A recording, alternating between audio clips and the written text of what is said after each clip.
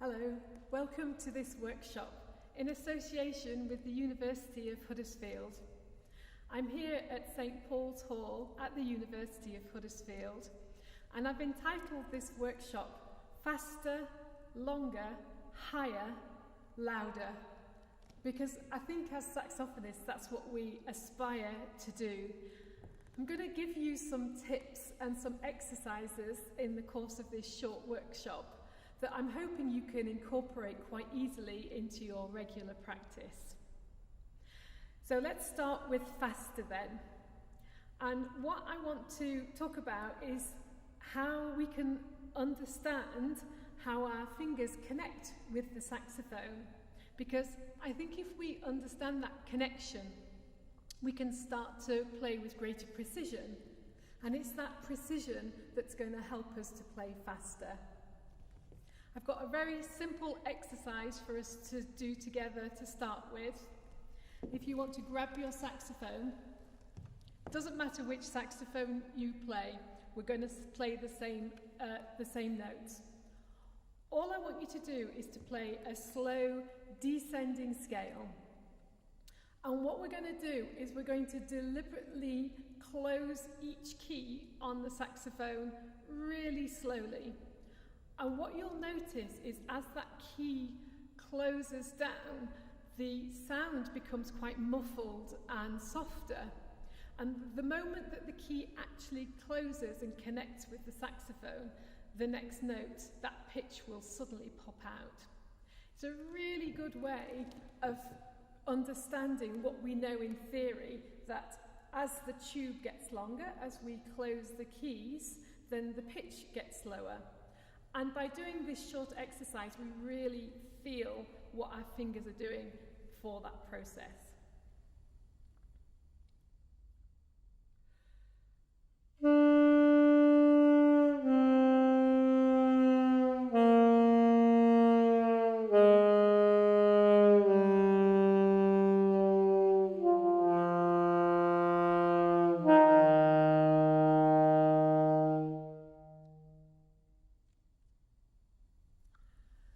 I hope you heard there that my sound got quite muffled and then the next pitch came out quite clearly.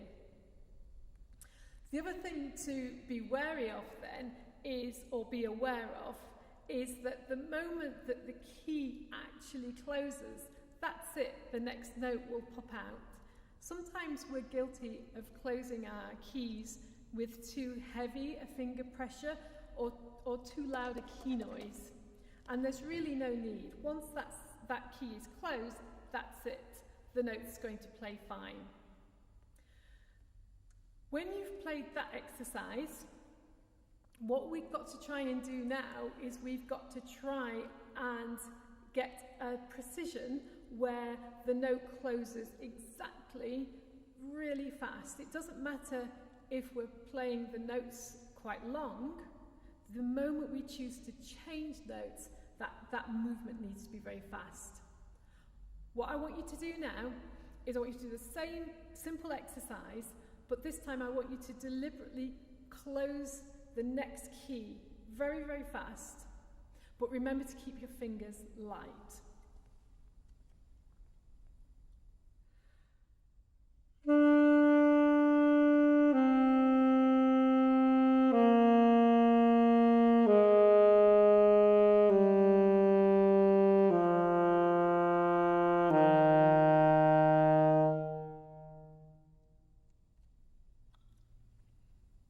It's a very simple exercise, but it's really, really useful.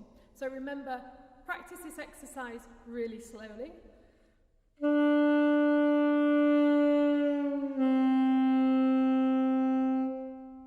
And also moving very fast between the notes, but keeping your fingers light.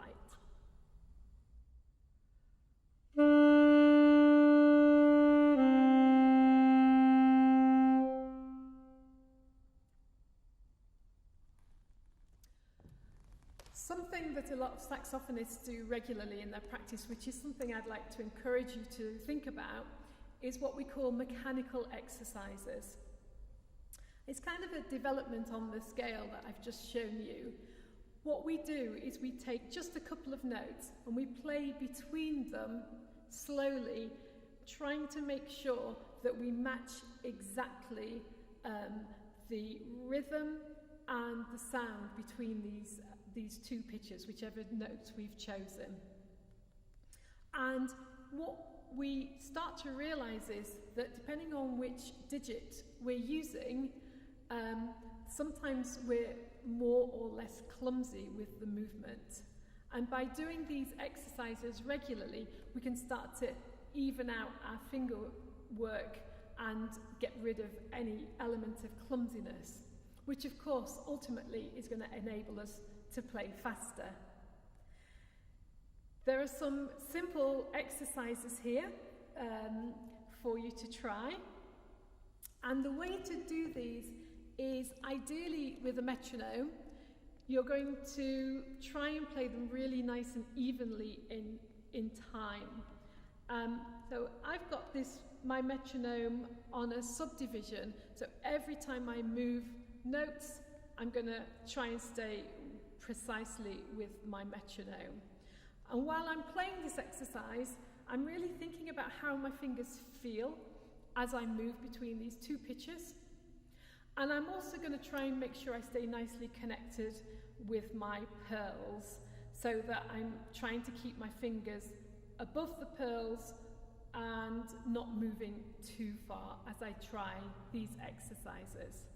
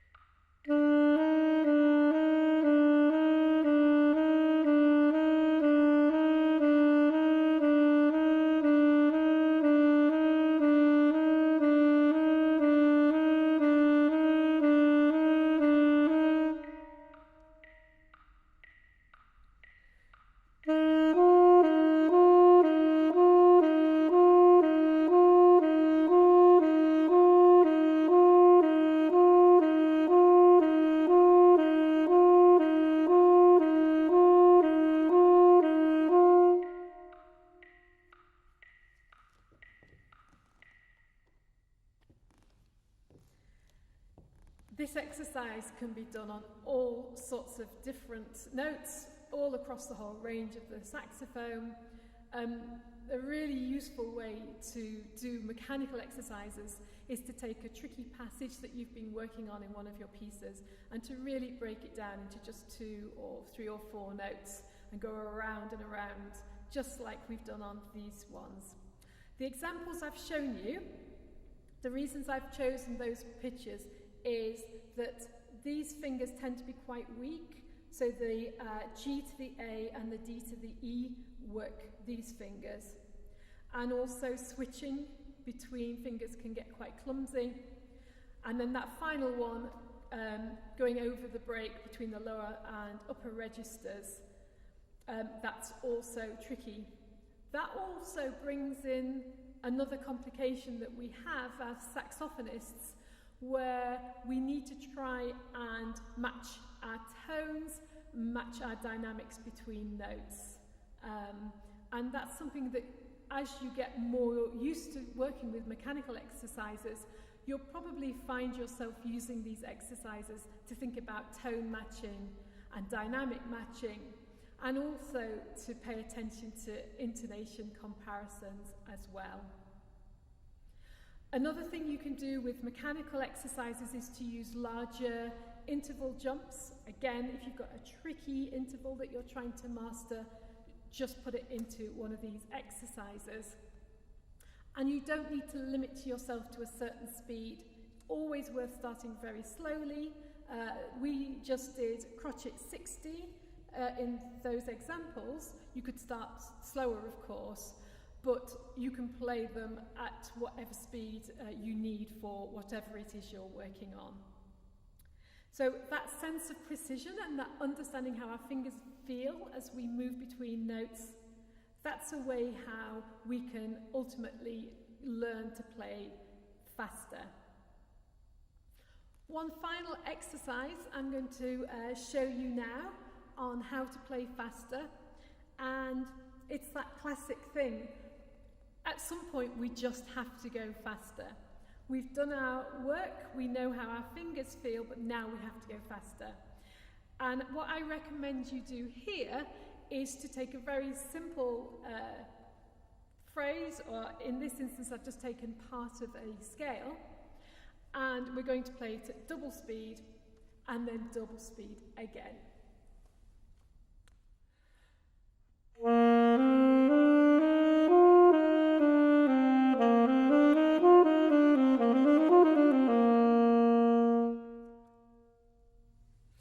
And of course this is something that you can take much faster than that, and again you can use whatever examples you need for the sort of thing that you're working on at the moment.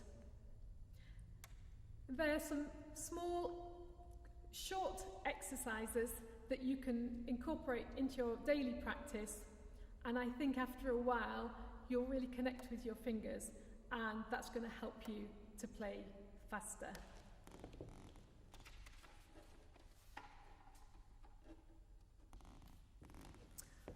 Okay, so the next thing I want to talk to you about is how to play longer.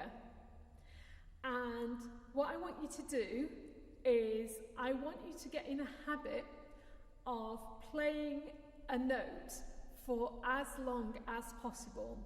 Now this is as long as possible for you. It's not some big competition with the rest of the world. It's just something that you can log on a regular basis. Just grab a stopwatch and time yourself. You don't need to worry if you've not got a stopwatch to hand right now. Why don't you just go ahead and play a note for as long as you can. The trick with this is to play until there's no sound left. So you've played for such a long time, there's basically no air left inside you. So try and resist stopping playing when it feels uncomfortable. Just push that last bit of air out of your lungs, and eventually there'll just be a silence. I'm not going to take a huge breath here. I'm just going to give you a quick demonstration of how I play until there's no sound anymore.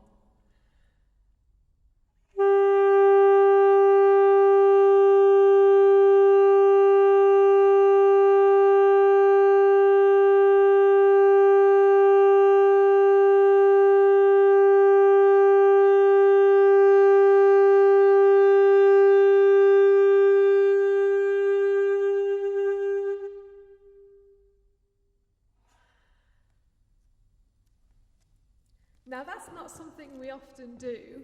We generally plan to take a breath before it's too late. But if we regularly play until there's no sound, what we get to do with that exercise is we really engage with the muscles that are working to support our sound and to project our air. And we really realize how we're getting our sound out of ourselves and down the saxophone. I find it quite fascinating to do. So how can we play for longer? And for me, a key element of this is to be very confident and comfortable with our setup. Ask a saxophonist what reed and mouthpiece you should be using, and you'll get a different answer from every person that you ask. The only thing I want you to consider is the amount of resistance that you feel when you play your saxophone. And different mouthpieces are going to need different reeds, and just because one reed works for one mouthpiece, it could be completely different for another mouthpiece. But you want to feel that when you go to play a really long note like that, there's a nice amount of resistance, but it doesn't feel impossible to play, that you could only play for a few seconds.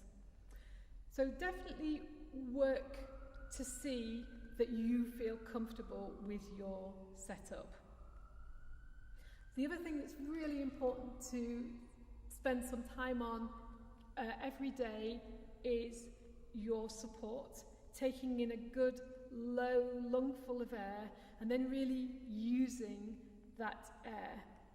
And that's why that exercise I just showed you at the beginning works, because we really get to connect with what our bodies are doing as we play.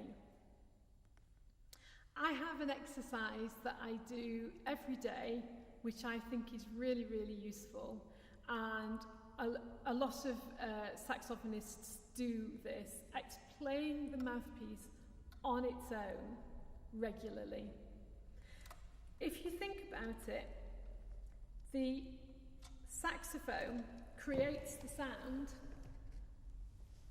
with the reed vibrating against the mouthpiece. So I like to think that this is already my saxophone. The problem with it is there's only a very short tube, so it's quite wild. So if I can control my sound and feel confident when I'm just playing the mouthpiece alone, chances are, when I put the rest of the saxophone together, things are going to go well for me. So I really recommend that you take your mouthpiece off your saxophone and you just go ahead and play. Take a good, low, deep breath and play nice and loud and for quite a long time. Okay, here we go.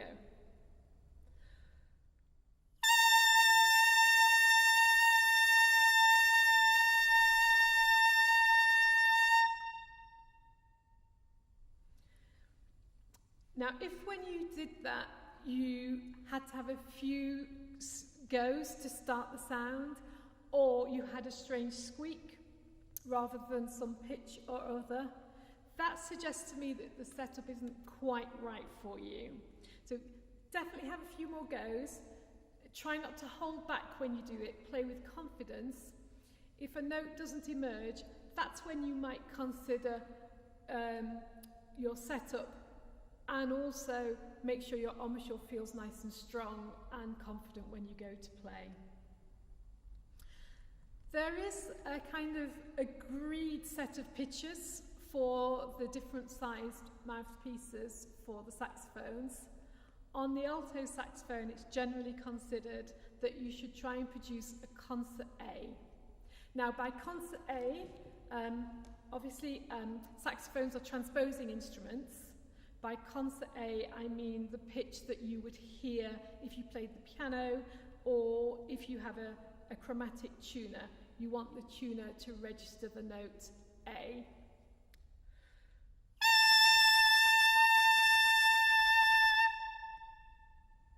That's for the alto saxophone. If you're playing the soprano saxophone, the note you're hoping to find is a concert C.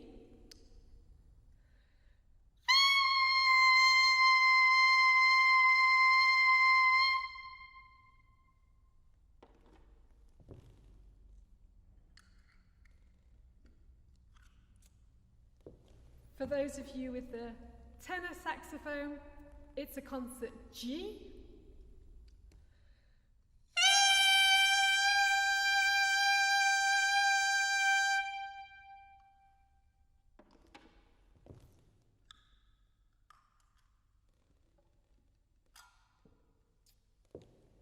And finally, for those of you with the baritone saxophone, it's a concert D.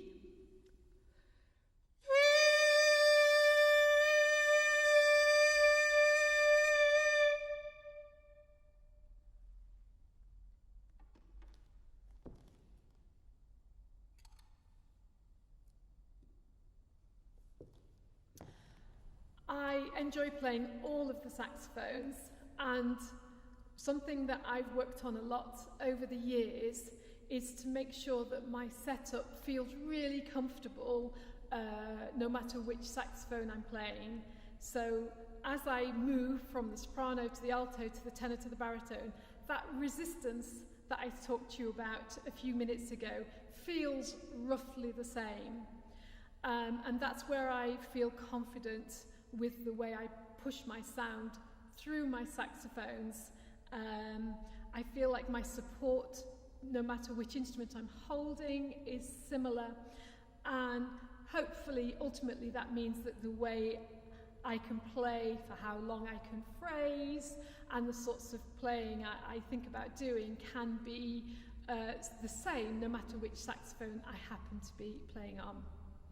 So those mouthpiece pitches are interesting and relevant, and for some of you, I would say important, but the main thing, depending on what level you are, the main thing is to just get confident playing the mouthpiece alone, bringing that into your daily practice and getting used to making sure there is a strong, confident sound when you play the mouthpiece alone. So what would be interesting now is to try that very long note again that we did at the start of this section called longer. And it might be, as we've been trying these exercises, you've engaged with your support a little bit more. Maybe you changed the reed position or the reed. And let's just see if you feel like you can play your note a little bit longer this time. Another tip for you when you do this exercise is, as you feel like you're running out of air, don't hold back the air, actually push the air through even more. You can imagine a space beyond your saxophone bell that you're playing towards. You can also imagine a crescendo, increase the sound the longer you play, and that will help you to push that last bit of air out of your saxophone and hopefully play that note for longer.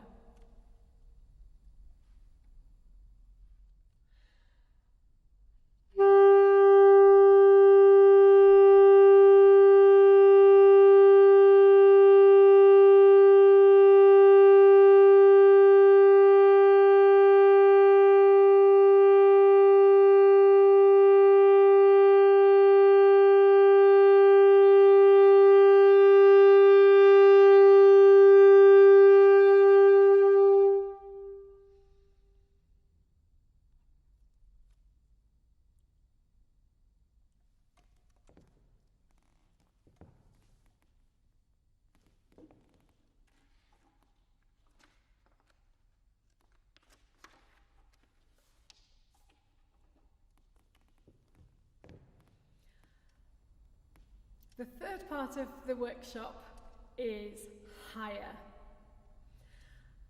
I often find that my students are very, very accomplished in what they're doing, but sometimes when it gets to those higher notes, perhaps they're less confident. And I think the reason for that is that we don't regularly play up at the higher end of the saxophone. And it's also, I would say, for me certainly, the more tricky part of the saxophone where I can sound the most clumsy. I'm not talking about above the normal range of the saxophone here. I'm sure there are some advanced saxophonists watching this video today who are accessing the very high range of the saxophone. But I want to focus on the notes from C sharp and above, C sharp up to F sharp. And the first thing I like to think about is the fact that we call these notes palm keys. And that's even though we actually only play one of the notes with the palm of our hand, the D. But if we think about them as palm keys, what that means is we can think about our hand position, and we can make sure we're sort of hugging these keys and getting a really good hand position ready to play these high notes. So just thinking about the fact that they're palm keys is step number one to feeling confident about playing higher. There are some exercises here which again you can just play on a regular basis that's hopefully going to make you feel much more confident at the top end of the saxophone. And I have to say, these exercises are the sort of things that I would do every single day. So first of all, we just have a chromatic scale up and down.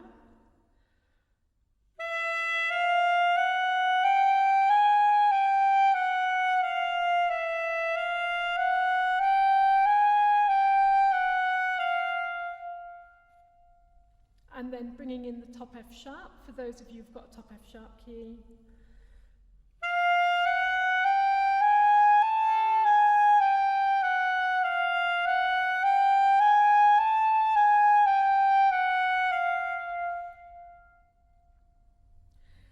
You'll see on my right hand, I've essentially got the same hand position as normal.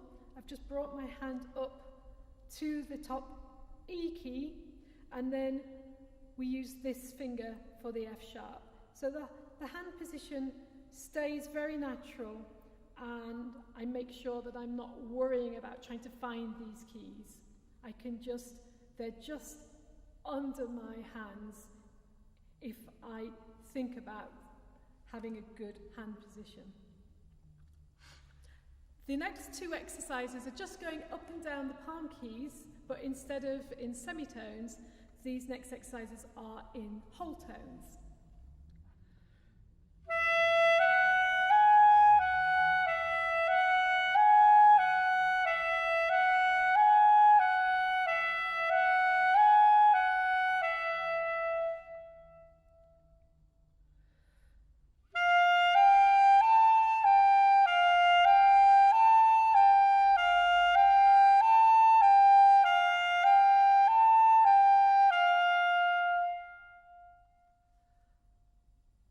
What that exercise does is it starts to get us to think about making sure we're moving our keys together.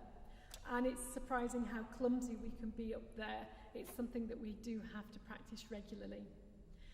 You probably realise these are mechanical exercises, just like we used in the part one faster section of this workshop.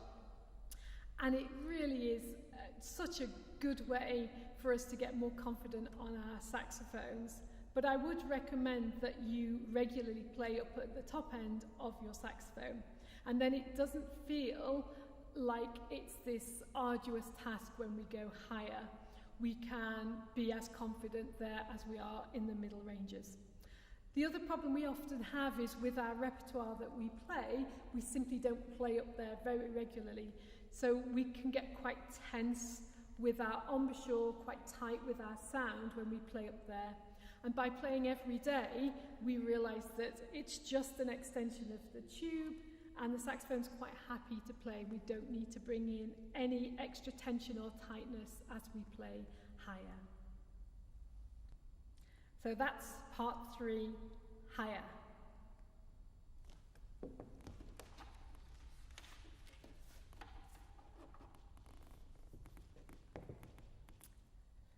Finally then, we have louder. And I think as saxophonists, it's something we often enjoy, is the amount of volume we can create and the energy that we get from our music making by engaging in that energy.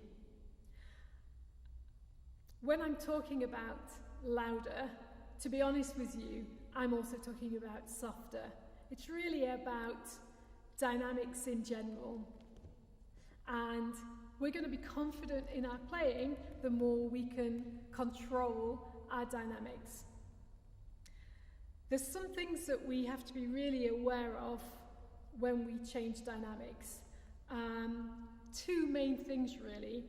When we play at different dynamics, we often accidentally change our sound, and also our intonation changes depending on what volume we're playing. Now, obviously, when we're playing different pieces, it could be that we want a different sound colour for a certain dynamic, but we have to make sure that we have control in our dynamic range so that we're choosing that tone colour rather than it having to happen with that sound just because that's what happens when we happen to play loudly or softly. So again, just a couple of little exercises. First of all, we should tune carefully. So I have my tuner here. I'm just going to check my concert A, which is an F sharp for me, and it would be a B on B flat transposition instruments.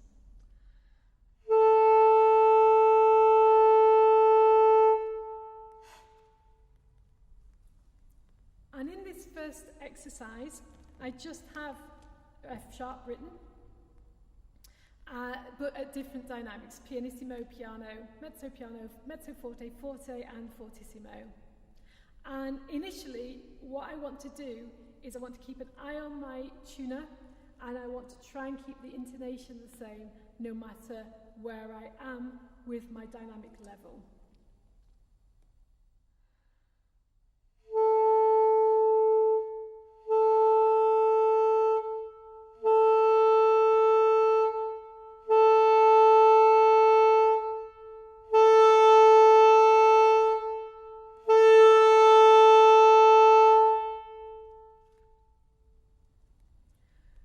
When you first do this exercise, you'll probably notice that the louder you play, the flatter your pitch goes. And it's something to observe for a while, and then once you realize it, you can work to imagine the pitch lower or higher, depending on what the tendency is. It's quite interesting that the notes really feel quite different to us physically when we play at different dynamic levels, and it's definitely something to get used to, because when we do engage a wide dynamic range, we want to make sure that our sound isn't widening too much when we play loud. We want to make sure our tone stays focused and nicely in tune.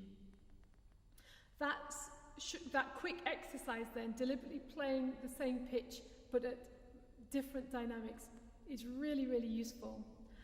These stepped dynamics are good as well, because often we don't make a huge difference in our dynamics. If someone asks you to play quite loud and then someone asks you to play softly, the difference might not be as big as if you take deliberate steps in between. So again, a very short, quick exercise that you can bring into your daily practice, but that's probably going to widen your dynamic range and also make you feel very confident as you access a wide range of dynamics in your playing. Something else that's really important when we're practicing is to allow ourselves to sound bad.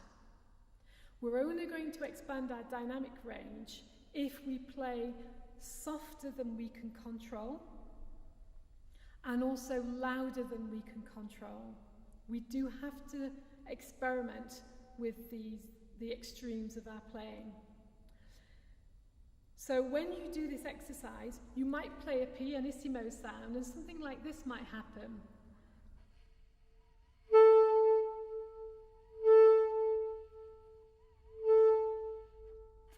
The sound might not speak, and then the tone might bump in. And that's fine. You're starting to try and play softer, and after a while you will control it.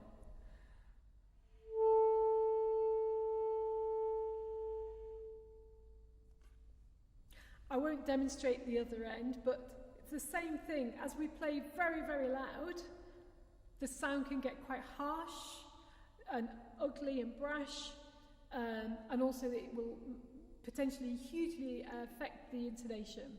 But if you work on that big, bold, fortissimo sound, you will start to control it more. Once you feel happy with your stepped dynamics, then it's important to do a note with a long crescendo and also notes with a diminuendo.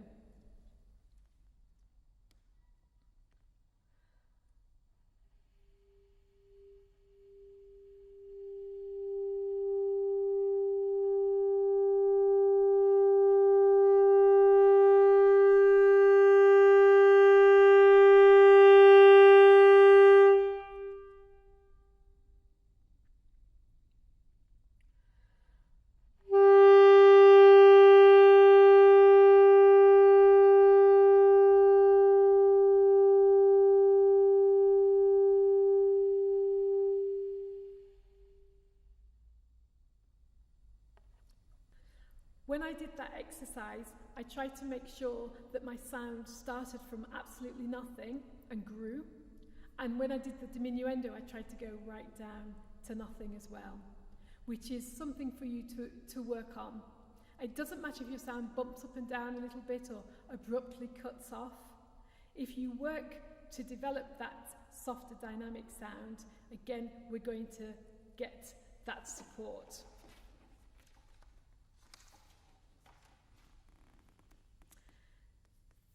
That's my workshop then on faster, longer, higher, louder.